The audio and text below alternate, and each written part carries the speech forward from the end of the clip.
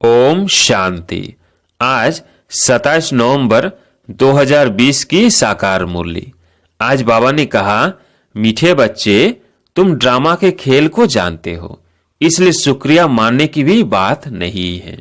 प्रश्न, सर्विसुल बच्चों में कौन सी आदत बिल्कुल नहीं होनी चाहिए? उत्तर, मांगने की। तुम्हें बाप से आशीर्वाद या कृपया आदि मांगने की जरूरत नहीं है। तुम किसी से पैसा भी नहीं मांग सकते। मांगने से मरना भला। तुम जानते हो, ड्रामा अनुसार कल पहले जिन्होंने बीज बोया होगा वो बोएंगे। जिनको अपना भविष्य पद उच्च बनाना होगा वो जरूर सहयोगी बनेंगे। तुम्हारा काम है सर्विस करना। तुम किसी से कुछ मांग नहीं सकते। भक्ति में मांगना होता, ज्ञान में नहीं।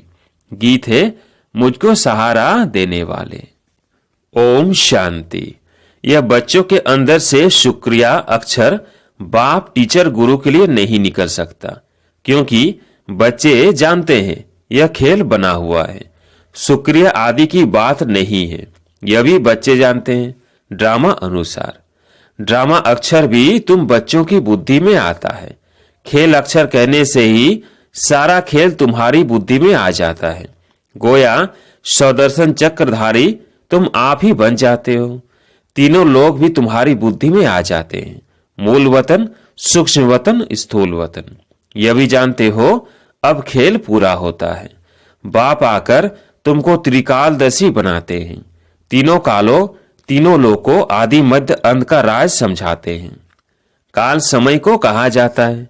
यह सब बातें नोट करने बिगर याद नहीं रह सकती।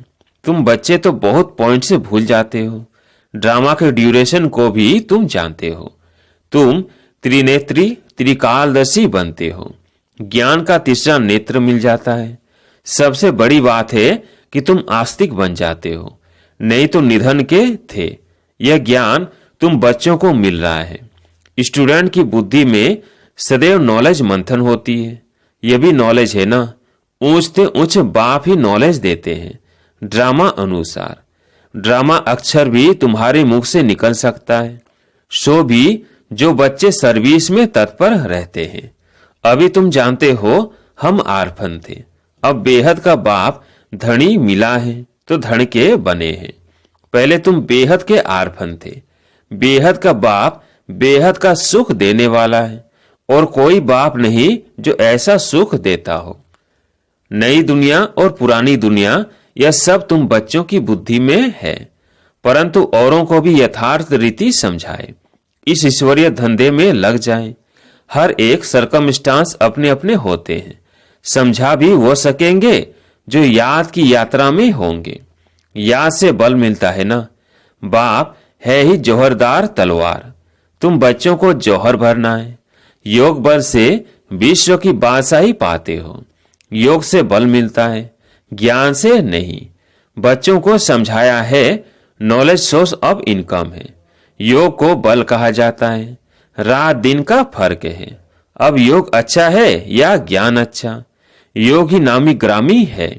योग अर्थात बाप की याद। बाप कहते हैं इस याद से ही तुम्हारे पाप कट जाएंगे। इस पर ही बाप जोर देते हैं।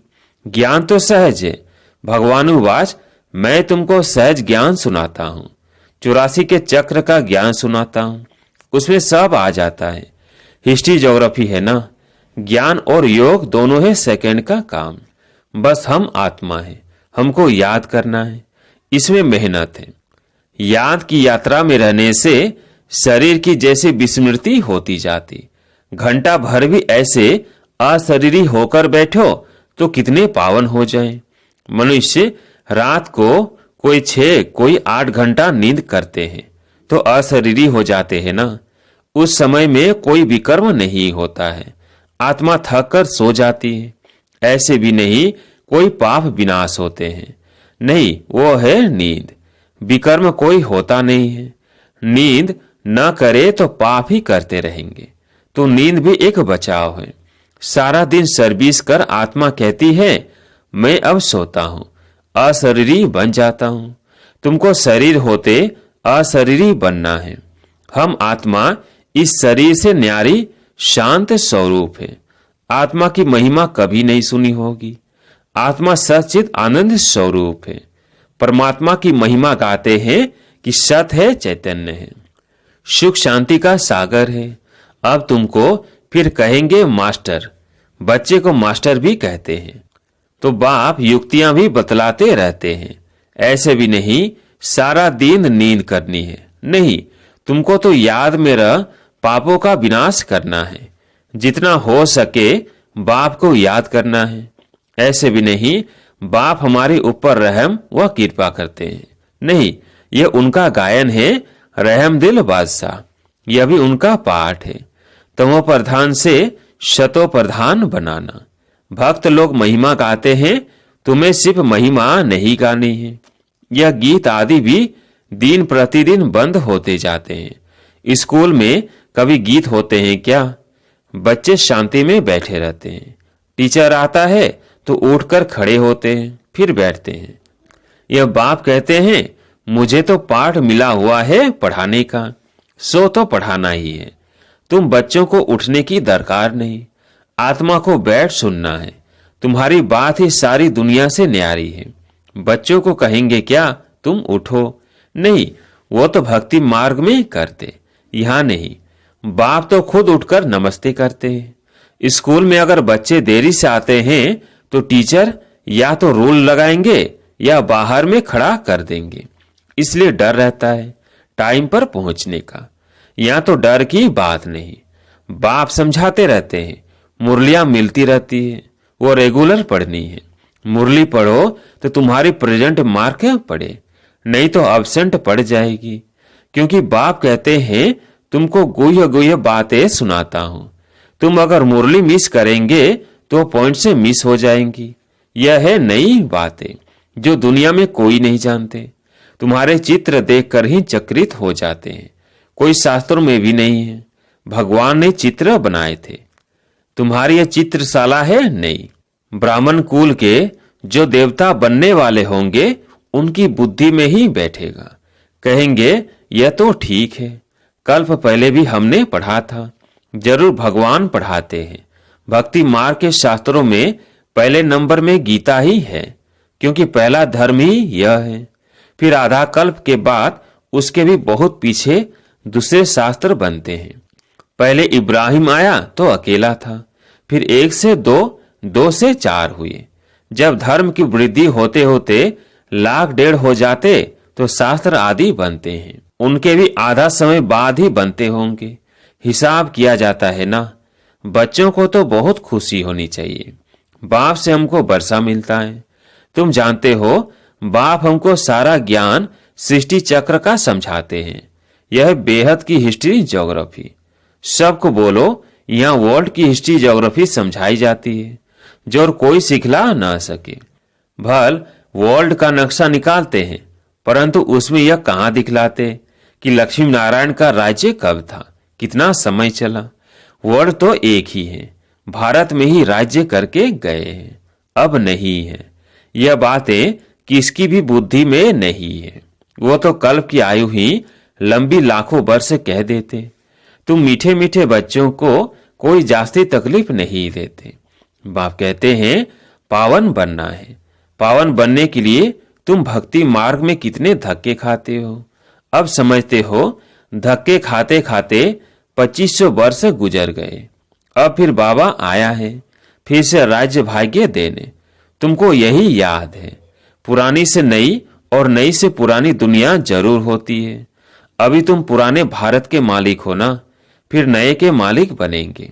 एक तरफ भारत की बहुत महिमा गाते रहते, दूसरे तरफ फिर बहुत गलानी करते रहते। वो भी तुम्हारे पास गीत है, तुम समझाते हो अब क्या क्या हो रहा है। यह दोनों गीत भी सुनाने चाहिए।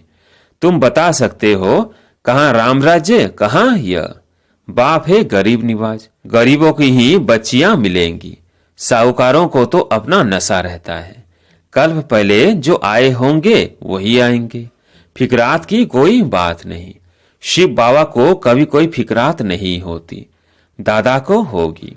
इनको अपना भी फिक्र है। हमको नंबर 1 पावन बनना है। इसमें है गुप्त पुरुषार्थ। चार्ट रखने से समझ में आता है। इनका पुरुषार्थ जास्ती है। बाप हमेशा समझाते रहते हैं, डायरी रखो। बहुत बच्चे लिखते भी हैं, चार्ट लिखने से सुधार बहुत हुआ है। ये युक्ति बहुत अच्छी है, तो सबको करना चाहिए। डायरी रखने से तुमको बहुत फायदा होगा। डायरी रखना माना बाप को याद करना, उसमें बाप की याद लिखनी है। डायरी भी मददगार बनेगी, पुरुषार्थ होगा। डायरियां कितनी लाखों करोड़ों बनती है नोट आदि करने लिए। सबसे मुख्य बात तो यह है नोट करने की। यह कभी भूलना नहीं चाहिए। उसी समय डायरी में लिखना चाहिए। रात को हिसाब किताब लिखना चाहिए। फिर मालूम पड़ेगा यह तो हमको घाटा पड़ रहा है, क्योंकि जन्म जन्मांतर के विकर्म भस्म करने हैं। बाप रास्ता बताते हैं, अपने ऊपर रहम व कृपया करनी है। टीचर तो पढ़ाते हैं, आशीर्वाद तो नहीं करेंगे। आशीर्वाद कृपया रहम आदि मांगने से मरना भला। कोई से पैसा भी नहीं मांगना चाहिए। बच्चों को सख्त मना है। बाप कहते हैं, ड्रामा अनुसार जिन्होंने कल्प पहले बीज बोया है वैसा पाया है वो आप ही करेंगे। तुम कोई काम के लिए मांगो नहीं, नहीं करेगा तो नहीं पाएगा। मनुष्य दान पुण्य करते हैं तो रिटर्न में मिलता है ना। राजा के घर व साहूकार के पास जन्म होता है। जिनको करना होगा वो आप ही करेंगे, तुमको मांगना नहीं है। कल्प पहले जिन्होंने जितना किया है ड्रामा उनसे कराएगा। मांगने की क्या दरकार है। बाबा तो कहते रहते हैं हुंडी भरती रहती है सर्विस के लिए। हम बच्चों को थोड़ी कहेंगे पैसा दो। भक्ति मार्ग की बात ज्ञान मार्ग में नहीं होती। जिन्होंने कल्प पहले मदद की है वो करते रहेंगे, आप ही कभी मांगना नहीं है। बाबा कहते बच्चे चंदा चीरा तुम इकट्ठा नहीं कर सकते, ये तो सन्यासी लोग करते हैं। भक्ति मार्ग में थोड़ा भी देते हैं, उसका रिटर्न में एक जन्म लिए मिलता है। यह फिर है जन्म जन्मांतर के लिए। तो जन्म जन्मांतर के लिए सब कुछ दे देना अच्छा है ना। इनका तो नाम भोला भंडारी है। तुम पुरुषार्थ करो तो विजय माला में पिरोए जा सकते हो। भंडारा भरपूर, काल कंटक दूर है।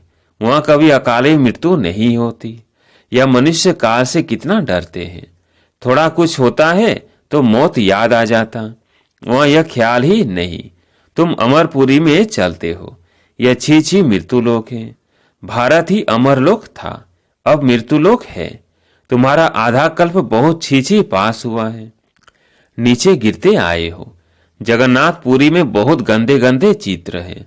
बाबा तो अनुभवी है ना, चारों तरफ घुमा हुआ है, गोरे से सांवरा बना है। गांव में रहने वाला था, वास्तव में यह सारा भारत गांव है। तुम गांव के छोरे हो। अब तुम समझते हो हम विश्व के मालिक बनते हैं। ऐसे मत समझना, हम तो बॉम्बे में रहने वाले हैं। बॉम्बे भी स्वर्ग के आगे क्या है, कुछ भी नहीं, एक पत्थर भी नहीं। हम गांव के छोरे निधन के बन गए हैं। अब फिर हम स्वर्ग के मालिक बन रहे हैं, तो खुशी रहनी चाहिए। नाम ही है स्वर्ग। कितने हीरे जवाहरात महलों में लगे रहते हैं। सोमनाथ का मंदिर ही कितना हीरे जवाहरात से भरा हुआ था। पहले पहले शिव का मंदिर ही बनाते हैं। कितना साहूकार था। अभी तो भारत गांव है, सतयुग में बहुत मालामाल था। यह बातें दुनिया में तुम्हारे सिवाय कोई भी नहीं जानते। तुम कहेंगे कल हम बादशाह थे, आज फकीर हैं, फिर विश्व के मालिक बनते हैं। तुम बच्चों को अपने भाग्य पर शुक्रिया मानना चाहिए। हम पद्मा पदम भाग्यशाली हैं। अच्छा, मीठे मीठे सिकिलधे बच्चों प्रति माँ पिता बाप दादा का याद प्यार और गुड मॉर्निंग। रूहानी बाप की रूहानी बच्चों को नमस्ते। हम रूहानी बच्चों की रूहानी बाप दादा को याद प्यार गुड मॉर्निंग नमस्ते नमस्ते। धारणा के लिए मुख्य सार। पहला पॉइंट, विकर्मों से बचने के लिए इस शरीर में रहते अशरीरी बनने का पुरुषार्थ करना है। याद की यात्रा ऐसी हो जो शरीर की विस्मृति हो जाए। दूसरा पॉइंट, ज्ञान का मंथन कर आस्तिक बनना है। मुरली कभी भी मिस नहीं करनी है। अपनी उन्नति के लिए डायरी में याद का चार्ट नोट करना है। आज प्यारे मीठे बाबा का वरदान, नॉलेज रूपी चाबी द्वारा भाग्य का अखूट खजाना प्राप्त करने वाले मालामाल भव। नॉलेज रूपी चाबी द्वारा भाग्य का अखूट खजाना प्राप्त करने वाले मालामाल भव। संगम युग पर सभी बच्चों को भाग्य बनाने के लिए नॉलेज रूपी चाबी मिलती है। ये चाबी लगाओ और जितना चाहे उतना भाग्य का खजाना लो। चाबी मिली और मालामाल बन गए। जो जितना मालामाल बनते हैं उतना खुशी स्वतः रहती है। ऐसे अनुभव होता है जैसे खुशी का झरना अखूट अविनाशी बहता ही रहता है। वे सर्व खजानों से भरपूर मालामाल दिखाई देते हैं। उनके पास किसी भी प्रकार की अप्राप्ति नहीं रहती है। स्लोगन, बाप से कनेक्शन ठीक रखो तो सर्व शक्तियों की करंट आती रहेगी। बाप से कनेक्शन ठीक रखो तो सर्व शक्तियों की करंट आती रहेगी। अच्छा, ओम शांति।